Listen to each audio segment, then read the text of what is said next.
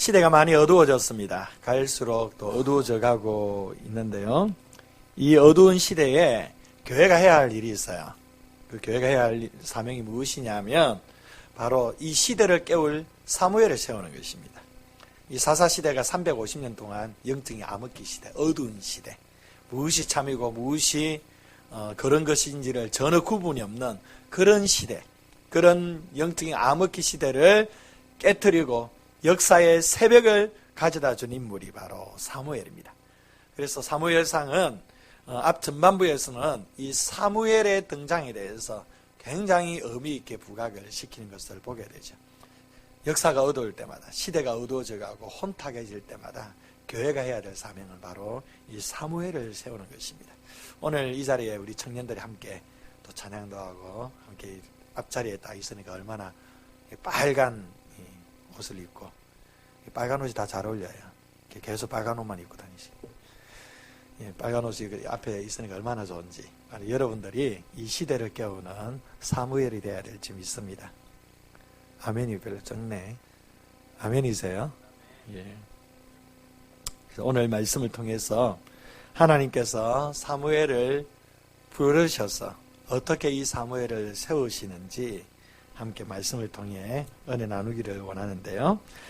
1절 말씀에 보면 이런 말씀이 있죠. 아이 사무엘이 엘리 앞에서 여호와를 섬길 때에는 여호와의 말씀이 희귀하여 이상이 흔히 보이지 않았더라. 아이 사무엘이 여호와를 섬기는 이 시대, 사사시대 말기를 가리키는데 이 시대의 특징이 뭐냐? 여호와의 말씀이 희귀하여 이상이 흔히 보이지 않았다. 여기서 여호와의 말씀과 이상은요, 같은 의미예요. 같은 의미. 말씀이 이상이고 이상이 말씀이에요. 그리고 희귀하다는 것과 흔히 보이지 않았다는 표현도 같은 표현입니다. 이 말씀이 희귀한 시대라는 거예요. 말씀이 희귀한 시대, 즉 하나님이 침묵하고 있는 시대, 그런 시대가 사사시대예요. 신명기 18장 15절에 보면 이런 말씀이 있어요. 내 하나님 여호와께서 너희 가운데 내 형제 중에서 너를 위하여 나와 같은 선지자 하나를 일으키시리니 너희는 그의 말을 들을지니라. 하나님께서는 시대 때마다 하나님께서 직접 말씀하시기도 하시고 또 선지자를 통하여서 하나님의 말씀, 그 이상을 보여주시기도 하시는데, 이 사무엘이 살고 있는 이 시절에는 하나님께서 직접 말씀하시지도 않고요, 선지자를 통해서도 말씀하시지도 않습니다.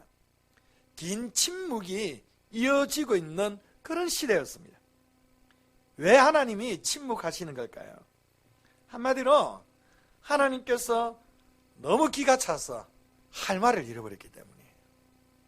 우리도 살다 보면 너무 기가 차는 일을 만나면 어떻습니까? 할 말을 잃어버리죠. 하나님도 마찬가지입니다. 각자가 옳은 소견대로, 자기 마음대로 하는 거예요. 자기 마음대로. 자기가 생각대로, 닥치는 대로 그렇게 막 살아가는 그 백성들의 모습을 보면서 하나님은 어이가 없으셔서 할 말을 잃어버리신 겁니다. 이러한 백성들에게 어떤 말씀을 주시는 것이 의미가 없어요. 또 한 가지 여기에 대해 생각해 볼 수 있는 것은 이 시대에 하나님의 말씀을 전해주어야 될 메신저가 없었다는 거예요. 그 메신저의 역할이 본래는 누가 해야 되느냐 하면 제사장이 하는 거예요. 제사장. 제사장에게는 세 가지의 직무가 있습니다. 첫 번째로는 백성들을 대신해서 제물을 하나님께 바치는 중보자의 역할을 하고요. 두 번째는 하나님의 율법을 가르치는 직무를 합니다. 세 번째는 백성들을 축복하는 그런 직무가 있습니다. 민수기 6장 24절에서 26절 말씀을 통해 백성들을 축복하면 하나님께서 그 백성들을 축복하실 것이다 라고 말씀하셨어요. 제사장들이 이렇게 백성들을 위하여 제물을 바치는 중보자의 직무를, 말씀을 가르치는 그런 교사로서의 직무를, 또한 하나님의 백성들을 축복하는 이 축복의 직무를 신실하게 잘 감당하면 절대 말씀이 희귀하고 이상이 흔히 보이지 않는 그런 상황이 오지 않습니다. 그런데 이 시대 때의 제사장이 자기에게 주어진 이 역할과 직무를 잘 감당하지 못했다는 거예요. 그러다 보니까 하나님의 말씀이 희귀한 시대가 되었던 겁니다. 본문 2절에 보면요, 엘리의 눈이 점점 어두워가서 잘 보지 못하는 그때에 라고 기록합니다. 2장 22절에도 엘리가 매우 늙었더니 이런 표현이 나옵니다. 엘리는 늙으면서 점점 눈이 어두워져 갔어요. 눈이 어두워져 갔다는 것은 육체적인 시력뿐만 아니라 영적인 안목도 계속 어두워져 갔다는 것을 의미합니다.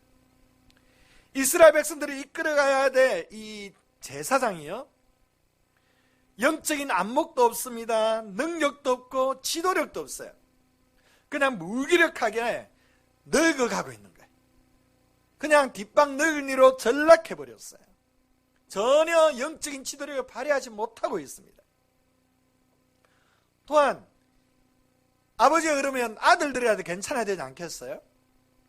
그의 아들들인 흠니와 비느하스, 우리도 잘 알고 있지만 이 흠니와 비느하스는 어떠했습니까? 그들도 제사장이지만 참 기도 안 찬 게 성경에서는 그들이 하나님을 알지 못했다라고 기록합니다. 이들이 율법을 몰랐겠어요? 제사를 지키는 그 과정을 몰랐겠어요? 하나님 어떤 분이신지 몰랐겠어요? 어릴 적부터 어찌 보면 귀에 못이 박이도록 하나님의 말씀을 듣고 훈련받고 양육된 사람들이 이 흠니와 비느하스예요. 그런데 어떻습니까? 그들이 하나님을 몰랐더라. 하나님을 알지 못했다. 그러다 보니 어떻게 합니까? 제사 제물을 부당하게 갈취하는 거예요. 제사를 멸시해버립니다. 심지어 이 제사를 수종드는 여인들을 범하는 극악 무도한 짓을 아무 스스럼 없이 그렇게 행하였습니다. 바로 이것이 이 시대의 영적인 수준입니다. 엘리 제사장의 가문의 수준이 바로 이스라엘 전체의 영적인 수준을 말해주는 겁니다. 이러한 영적으로 무감각하고 타락한 제사장들이 어떻게 이스라엘 백성들에게 하나님의 말씀을 전하는 거룩한 메신저의 역할을 감당할 수가 있겠습니까? 그런데 이것은 이 이스라엘 사사시대에만 그렇지가 않아요. 오늘날의 시대에도 동일합니다. 오늘날도 하나님의 말씀이 희귀한 시대입니다. 하나님의 이상이 흔히 보이지 않는 시대입니다. 이렇게 표현하면 좀 의아해하시는 분도 있을 것입니다. 왜냐하면 오늘날처럼 말씀이 충만한 시대가 어디에 있겠습니까? 인터넷에 들어가면 우리가 듣고 싶은 유명한 목사님들의 말씀을 마음껏 들을 수가 있어요. TV를 통해서도 계속 설교 말씀이 방송됩니다. 우리가 관심이 없어서 안 들을 뿐이지 정말로 대단한 설교자들의 설교들을 다 들을 수가 있는 시대예요. 기독 서점에는 신앙 서적이 넘쳐나고 있어요. 우리는 이렇게 말씀의 홍수 속에 살아가고 있습니다. 어디 말씀이 희귀해요? 말씀이 홍수처럼 넘쳐나는 시대. 그러다 보니까 설교자라서 제가 얼마나 부담이 큰지 모릅니다. 너무 설교 잘하는 분들이 많고 다 이렇게 우리 성도들에게 다 노출되어 있으니까 설교에 대한 부담이 얼마나 큰지 몰라요. 어떤 때는 토요일 같은 경우에는요, 제가 막 짓눌려요. 막 설교 준비하다고. 이 부담이 커가지고. 항상 그런 건 아닌데 때로는 정말 짓눌릴 때가 많이 있어요. 이 정도로 말씀이 넘치는 시대 우리는 살아가고 있습니다. 그러나 여러분 이거 아세요? 홍수 때는 물이 넘쳐나지만 정작 마실 물이 없어요. 그런 거 많이 보지 않습니까? 홍수가 났는데 사람들이 물이 없어가지고 그 소방차에 물 이렇게 퍼다주는 거, 그걸 기다려 있는 그런 기사들, 그런 것도 많이 보잖아요. 희한하게 홍수 시대, 물이 넘쳐나는 그 시기에 정작 마실 물이 없어요. 오늘날 시대가 바로 그러합니다. 말씀이 홍수처럼 넘쳐나지만 정작 마실 물이 없습니다. 여전히 성도들이 말씀에 기갈을 느끼고 있습니다. 아모스 8장 11절 말씀처럼 하나님께서 기근을 땅에 보낼 것인데 양식이 없어 주림도 아니고 물이 없어 가람도 아니고 여호와의 말씀을 듣지 못한 기갈이다. 하나님의 말씀을 온전히 듣지 못하라는 영적인 기갈의 시대가 오늘날의 시대라는 겁니다. 말씀이 홍수처럼 넘치는 이 시대 속에서도 여전히 하나님의 말씀이 희귀해요. 이상이 보이지가 않습니다. 지금 우리 모두는 이 말씀의 기갈을 경험하고 있고 한국교회 전체가 이 말씀의 기갈을 경험하고 있는 것입니다. 그 이유가 무엇일까요? 바로 이스라엘 시대에는 제사장들이 자신의 직무를 잘 감당하지 못했기 때문이듯이 오늘날도 바로 영적인 지도자들이 하나님의 메신저로서 자신의 직무를 잘 감당하지 못하기 때문입니다. 이것은 어쩌면 이 강단에 서 있는 저의 책임이기도 합니다. 그런데요, 모든 것이 영적인 지도자만의 문제일까요? 한국교회의 문제가, 말씀의 희귀의 문제가 다 영적 지도자의 문제일까요? 목사들만의 문제일까요? 그렇지 않습니다. 구약시대 때에는 아직 성경 계시가 종결되지 않았습니다. 사람들에게 말씀을 이렇게, 성경 말씀을 이렇게 손에 들려지지 않는 시대예요.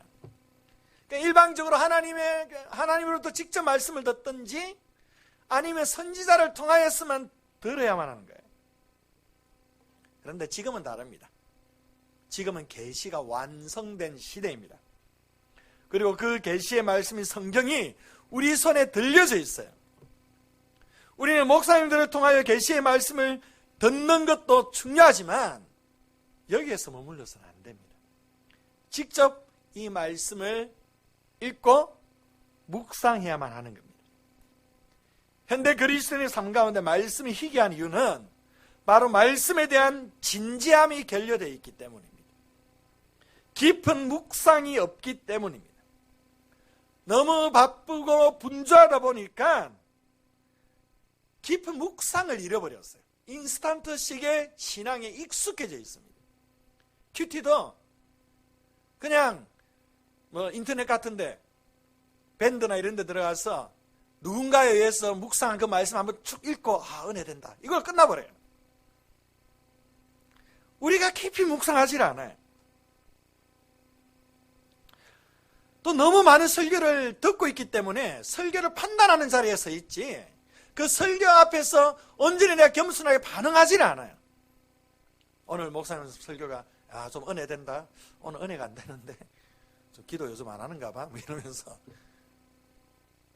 한국의 성도들이 그렇다는 게 너무 말씀을 많이 듣고 있기 때문에 말씀 앞에 겸손하게 서기보다는 말씀을 판단한 자리, 목회자들의 판단한 자리에만 서 있는 거예요. 그래서 말씀에 대한 진지함이 한국의 성도들 안에 많이 사라져 버렸어요. 여러분 꼭 기억하셔야 될 게 있습니다. 왜냐하면 묵상이 없는 말씀은요 나의 것이 될 수가 없어요. 항상 깊은 묵상, 말씀 앞에서의 자신에 대한 진지한 성찰이 없이는 아무리 말씀 은혜 받아 그 말씀이 나의 말씀이 될 수가 없습니다.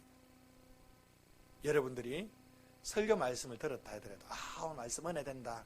그리고 끝나버리면 절대 그 말씀이 여러분의 말씀이 될 수가 없는 거예요. 여러분 지금까지 얼마나 말씀 은혜를 많이 받았어요.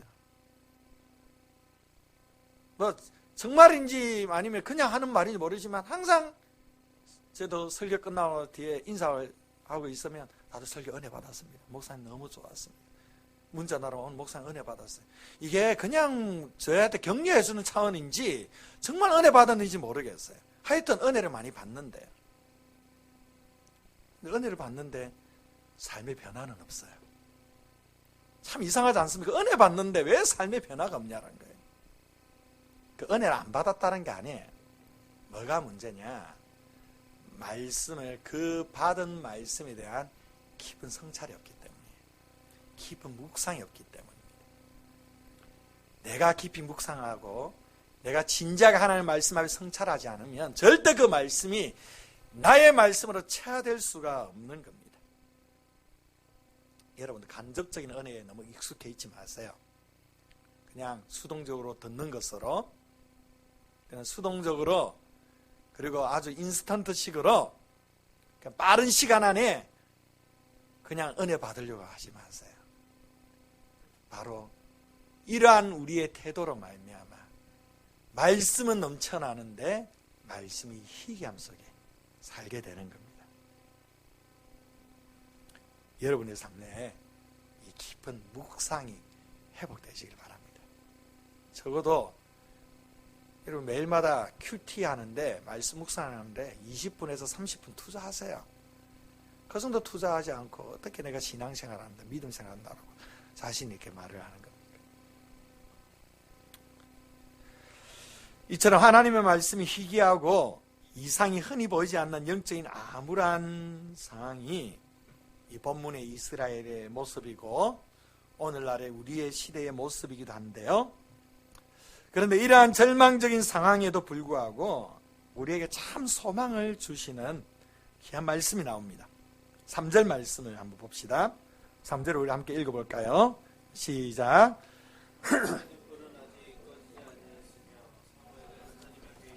여호와의 전안에 누웠더니. 네, 이러한 영적인 암울한 상황 속에서도 하나님의 등불은 여전히 꺼지지 않고 있다라는 겁니다. 여기서 하나님의 등불이란 바로 성소에 있는 금초대에 켜놓은 불을 가리킵니다. 이 등불은요, 밤에 계속 켜놓고 있다가 아침에는 저절로 꺼지게 되어 있어요. 이 등불은 뭘 상징하느냐? 하나님의 임재, 하나님의 현존을 상징하는 거예요. 하나님의 현존을 상징하는 이 등불이 꺼지지 않았다는 것은 이스라엘 공동체를 향한 구원과 회복의 소망이 아직 사라지지 않았다는 것을 의미합니다. 말씀이 희귀하고 이상이 흔히 보이지 않는 이 시대 속에서도 하나님은 여전히 일하시고 계심을 하나님의 등불이 꺼지지 않았다라는 이 말씀 속에서 우리에게 알려주고 있는 겁니다. 지금 수많은 사람들이 한국교회의 위기를 얘기합니다. 우리 또한 한국교회의 위기를 뼈저리게 느끼고 살아가고 있습니다. 지도자들이 영적으로 어두워져가고 타락하고 있는 것들도 우리는 흔히 보고 있습니다. 공동체가 무너져가는 모습들을 보게 됩니다. 이단으로 넘어가고 신천지가 판을 치고 얼마나 영적으로 혼탁하고 영적으로 위기 상황인지 몰라요. 다음 세대는 어떠합니까? 우리 교단만 하더라도 우리 교단의 통계로 주일학교 없는 교회가 전체 65%입니다. 35%만 주일학교가 존재하고 있습니다. 점점 사라져가고 있습니다. 향후 20-30년 안에는 주일학교가 거의 몇 특정한 교회들 외에는 없어질 거라는 그런 어두운 전망도 내놓습니다. 애들 많이 놓지도 않죠. 그 있는 애들도 신앙적으로 양육되지도 않죠. 다 교회를 떠나버리는 거예요. 얼마 남지 않았어. 이런 기사들을, 저는 얼마나 이런 기사들을 많이 목회자다 보니까, 현장에 있다 보니까 얼마나 많이 듣고 있는지 몰라요. 정보들을. 암울해요. 정말 소망이 있을까? 한국교회가 정말 소망이 있을까? 암울합니다. 그런데 우리에게 소망이 있어요. 바로 역사를 주관하시는 하나님의 등불이 아직 꺼지지 않았다는 겁니다. 이것이 우리가 견고히 붙잡아야 될 진정한 소망입니다. 한국교회뿐만 아닙니다. 우리 생수교회 가운데 또 여러분의 가정 가운데 하나님의 등불이 아직 꺼지지 않았음을 믿습니다. 아멘이 없으시네요. 이것이 우리의 진정한 소망인 겁니다. 오늘 본문에 보니까 이 하나님의 등불이 누구를 향하고 있습니까? 바로 사무엘에게 향하고 있습니다. 엘리는요, 눈이 어두워 그의 자리에 그냥 누워 있습니다. 그런데 사무엘은 등불이 아직 꺼지지 않는 성소 안에 누워 있습니다. 우리는 엘리를 통해 어두운 절망을 보지만 사무엘을 통해 희망의 불꽃을 기대하게 됩니다. 하나님께서는 영적으로 어두운 이스라엘의 새벽을 열기 위해 지금 사무엘을 주목하고 있습니다. 하나님의 등불이 사무엘을 향하고 있습니다. 역사를 주관하시는 하나님께서는요, 각 시대 때마다 하나님을 경외하는 소수의 사람들, 그런 소수의 사람들을 통해 영적인 대각성과 부흥을 일으키셨습니다. 그러면서 세계와 역사를 변화시켜 오셨어요. 중세의 그 암흑기를 깨뜨리고 새벽을 열었던 루터와 칼빈, 그리고 17, 18세기에 조나단 에드워즈나 웨슬리 조지 히필드, 이런 위대한 믿음의 사람들을 통하여 하나님의 말씀의 권위가 선포되고, 그리고 서구 유럽 사회에 다시 한번 영적인 부흥의 역사들을 일으키신 것들을 보게 됩니다. 우리 한국에도 1907년도에 길선주 목사님을 통하여서 평양의 대부흥의 역사가 일어났습니다. 수많은 사람들의 기도로 이루어진 것이 아니라 소수에 깨어있는 한 사람 한 사람을 통하여 하나님께서는 역사를 깨우셨습니다. 이것이 하나님이 일하시는 방법입니다. 아무리 영적으로 혼탁하고 어두운 상황이라 할지라도 하나님의 등불은 역사 가운데 한 번도 꺼진 적이 없고, 이 등불이 역사의 물질 속에 도저히 흘러가면서 한 사람 한 사람을 일으켜 세우고 있는 것입니다. 그 꺼지지 않는 하나님의 등불이 오늘날 이 역사의 현장 가운데, 특별히 우리 생수 공동체 가운데 사무엘과 같은 하나님의 사람에게 향하고 있습니다. 교회 안에는 날이 갈수록 영적으로 어두워져가고 무감격해져가는 엘리야와 같은 성도가 있는 반면에요, 하나님의 등불, 하나님의 시선이 머무르는 사무엘과 같은 성도들이 있는 거예요. 여러분은 어떤 사람이 되기를 원하십니까? 저는 여러분이 엘리와 같은 무감각한 성도가 아니라 사무엘과 같은 깨어있는 성도들이 될 수 있기를 바랍니다. 특별히 우리 생수교회에 자라나는 다음 세대들이, 우리 청년 세대들과 그 이후에 그 모든 세대들이 깨어있는 사무엘이 될 수 있기를 축복합니다. 우리 생수교회가 이 일을 해야 되는 거예요. 앞으로 우리 생수교회가 계속 이제 교회를 세워나가는 가운데, 건강하게 일구어 나가는 가운데, 이제 기성교회, 기존 우리 성도님들이 좀 불편한 일들이 많이 겪을 수도 있을 거예요. 기존의 틀들이 조금 많이 바뀌어져 갈 수도 있을 겁니다. 여러분, 우리 생수교회가 다음 세대를 위한 교회가 되어야 된다고 믿어요. 그래서 모든 재정과 그리고 모든 교회의 방향성과 모든 것들을 다음 세대에 맞춰 가야 돼요. 그렇게 해도 다음 세대 살릴까 말까 하는 거예요. 우리 기존교회 성도님들이, 기존 성도들, 기성 성도들 해야 됩니까? 뭐라 표현해야 되나? 예, 이런 그 마음을 함께 공유할 수 있어야 돼요. 오늘 2부 온 가족이 함께하는 부흥회, 뭐 이거 한다고 해서 갑자기 뭐 부흥의 역사 일어나겠습니까? 뭐 이거 한다고 해가지고 갑자기 뭐 교회 오지 않던 다음 세대 갑자기 막 몰려오겠습니까? 그렇지는 않아요. 그러나 작은 몸짓이에 우리 생수교회가 부모 세대와 자녀 세대가 영적인 공감을 이루고 신앙의 세대 개성을 이루고 다음 세대를 살리고자 하는 작은 몸짓이에요. 작은 몸짓. 이 작은 몸짓이 계속 커져가면 하나님의 놀라운 역사를 맛볼 수가 있겠지. 그래서 오늘 예배 때 저도 이제 캐주얼하게 수련회 때 제가 즐겨 입는 이 후드티가 있어요. 항상 동계 수련회 때마다 그거 딱 입고, 또 성도들도 다음 세대에 좀 마음을 좀 맞추어서 함께 오늘 어찌 보면 좀 파격적인 집회로 하게 될 겁니다. 때로는 우리 기성 성도들이 불편할 수도 있을 거예요. 그러나 다음 세대를 향한, 우리 자라나는 세대들을 향한 교회의 작은 몸짓입니다. 우리는 이런 몸짓을 계속적으로 해나가면서 이 다음 세대를 사무엘의 세대로 세워가는 일에 집중해야 되는 것입니다. 그럼 오늘 이제 오늘 말씀을 통해서요. 그렇다면 하나님의 등불이 어떤 사람을 여기에 향하고 또 어떤 사람이 사무엘 같은 사람으로 세워질 수 있을 것인가? 세 가지로 여러분들이 말씀을 드리고 결론을 내릴까 합니다. 첫 번째로는요.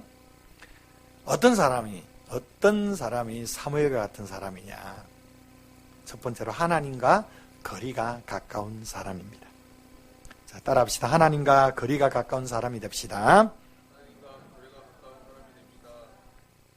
아멘이십니까? 사무엘이 지금 머무는 곳이 어디입니까? 바로 하나님의 궤 옆, 여호와의 전 안에 누워 있어요. 이 말은 아주 중요한 의미를 갖습니다. 사무엘은 현재 모든 이스라엘 사람들 가운데 여호와의 보좌에 가장 가까이 있는 사람이에요. 이것은 영적으로 이렇게 풀어보기에는 꼭 그렇다는 건 아니겠죠. 하나님 어디에나 계시니까.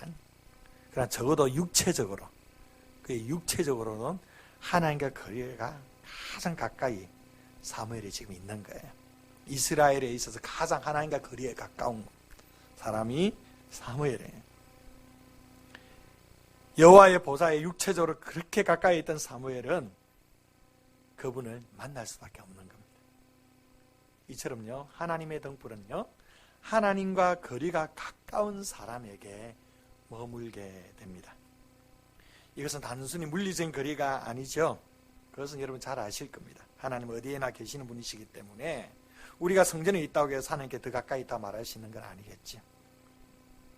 중요한 것은 하나님과 우리의 마음의 거리예요. 여러분들 하나님과의 마음의 거리가 어느 정도 떨어져 있는 것 같아요. 좀 많이 좁히시기를 바랍니다.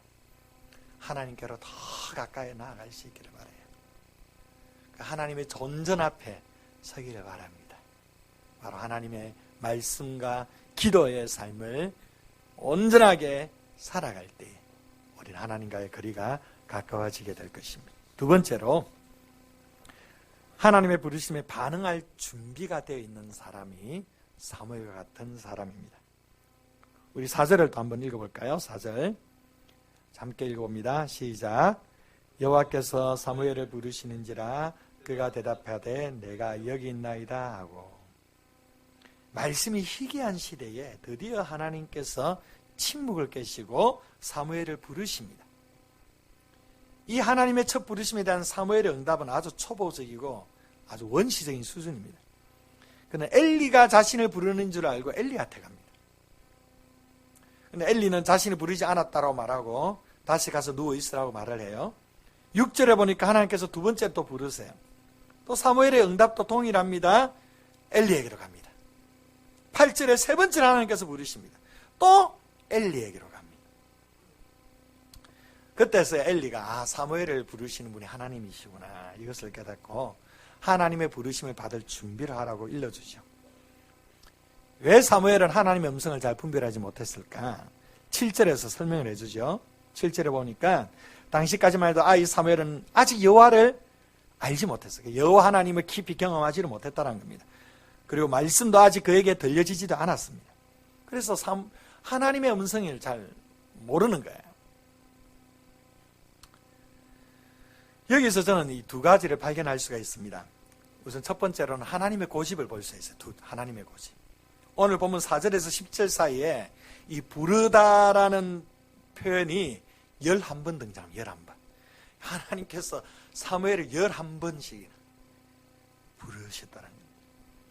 잘 알아듣지 못하는 사무엘에게 하나님께서는 포기하지 않고 아주 집요하고 끈질기게 반응할 때까지 부르시고 계십니다. 이것이 저와 여러분을 향한 하나님의 열심이에요. 하나님은 절대 포기하지 않습니다. 끝까지 하나님께서는 우리가 반응할 때까지 끝까지 우리를 부르시는 분이 하나님이시죠. 또 한 가지, 하나님도 집요하지만 사무엘도 집요해요. 사무엘도 집요하게 그 부르심의 주체를 찾기 위해 포기하지 않았다는 겁니다. 잠자고 있는 이 권위 있는 대제사장, 여러분들 엘리의 대제사장이 그 대제사장의 위치만으로 해도 엄청난 권위를 가진 사람이에요. 차마 그 앞에 서기도 두려운 존재가 이 엘리 대제사장입니다. 그런데 이 잠자고 있는 이 권위 있는 대제사장의 잠을요 3번씩이나 깨워가면서 끝까지 포기하지 않는 겁니다. 이 쉬운 게 아니에요. 사무엘은 자신을 부르시는 음성의 주인공이 도대체 누구인지 간절히 알기를 원하고 있는 겁니다. 그래서 그는 끝까지 그 음성의 주인공을 추적하고 있습니다. 바로 부르심에 대한 사무엘의 열정을 볼 수가 있습니다. 이처럼요 우리를 향한 그 하나님의 열심과 또 주님을 향한 우리의 열심이 함께 맞닿을 때에 하나님의 놀라운 역사가 이루어지는 줄을 믿으시기 바랍니다. 여러분 하나님의 부르심에 늘 반응할 준비를 하시기 바랍니다. 이런 사람이 시대를 깨우는 사무엘입니다. 세 번째로 말씀 앞에 겸손한 태도를 가진 사람입니다. 10절 말씀 한번 읽어보겠습니다. 10절 시작. 성과 같이 사무엘아 사무엘아 부르시는지라 사무엘이 이르되 말씀하옵소서 주의 종이 듣겠나이다. 또다시 사무엘은 하나님의 음성을 들었습니다. 그것도 사무엘아 사무엘아 하고 2번씩이나 간곡하게 부르시는 하나님의 음성을 듣게 되었습니다. 그때 사무엘은 주여 말씀하옵소서 내가 듣겠나이다. 주의 종이 듣겠나이다. 하나님의 부르심에 응답을 하고 있습니다. 하나님의 거룩한 부르심과 말씀에 대한 태도는 이래야 됩니다. 주님 나에게 말씀하옵소서. 내가 주님의 말씀을 내가 듣겠습니다. 하나님의 등불이 향하는 사람은 이처럼 하나님의 말씀에 겸손한 태도로 반응하는 사람입니다. 말씀 앞에서 우리의 태도가 이래야 됩니다. 말씀하옵소서 주의 종이 듣겠나이다. 사랑하는 성도 여러분, 여러분 말씀 앞에 이런 태도를 가지고 계십니까? 정말로 겸손하게 하나님의 말씀을 듣고자 애쓰시고 주님의 존전 앞에 나아가고 있습니까? 무슨 말씀이든 내가 듣겠습니다.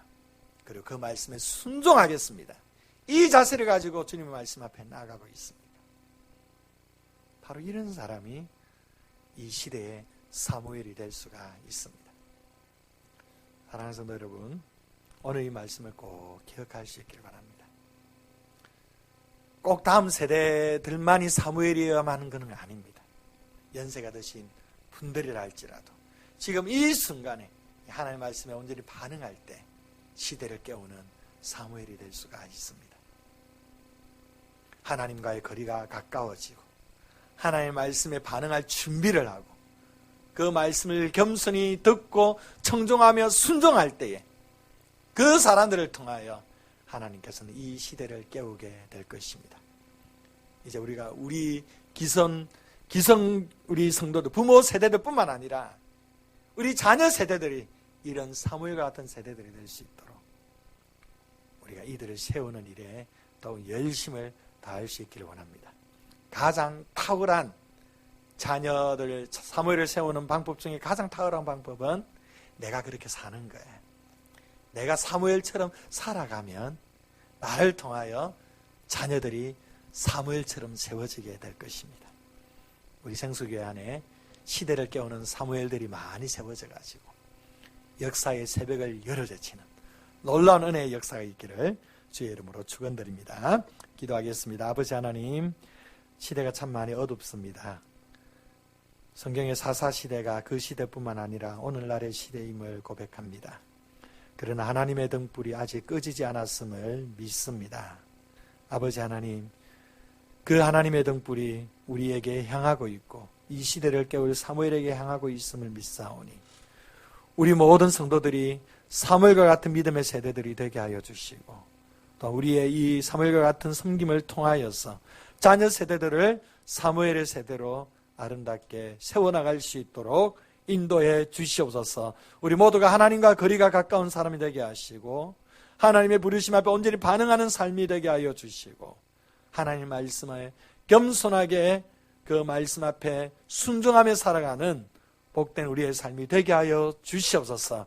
그리하여 이 시대를 깨우는 많은 사무엘들이 우리 생수교회를 통하여 세워지게 하여 주셔서 역사의 새벽을 여는 복된 교회가 될 수 있도록 축복해 주시옵소서. 감사드리며 모든 말씀 예수님 이름으로 기도드립니다. 아멘. 준비한 예물 우리 하나님 앞에 봉헌합니다. 나의 모습 나의 소유.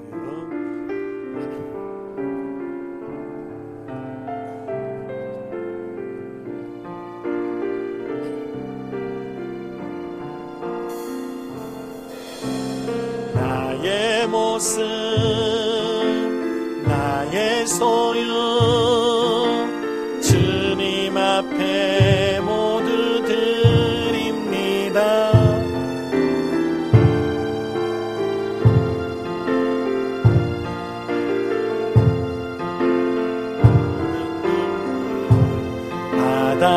받아주소서.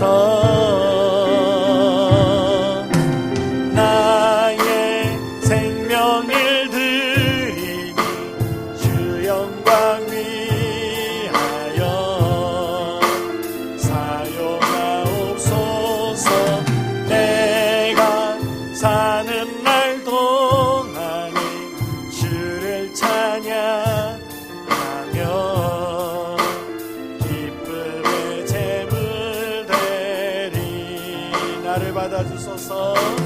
나를 받아주 나의 생명을 드리니 나의 생명을 드리 주 영광 위하여 사용하옵소서.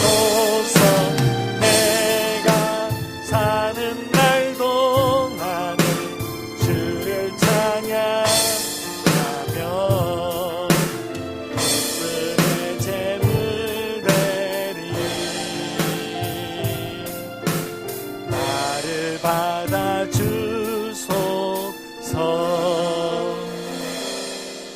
좋으신 아버지 하나님 감사합니다. 오늘 이 복된 주일에 우리를 주님께로 불러주셔서 예배하게 하시고 귀한 말씀을 듣게 하심을 감사드립니다. 아버지 하나님, 오늘 주님 앞에 나올 때에 귀한 예물을 주님 앞에 드리오니 주님께서 기뻐 받아 주시옵소서. 11조와 감사헌금과 또한 주정헌금과 성교헌금과 건축헌금과 여러 명목으로 주님 앞에 드리는 이 귀한 예물을 연락하여 주시되 이 예물에 담겨져 있는 마음의 소원과 우리 성도들의 간구와 기도에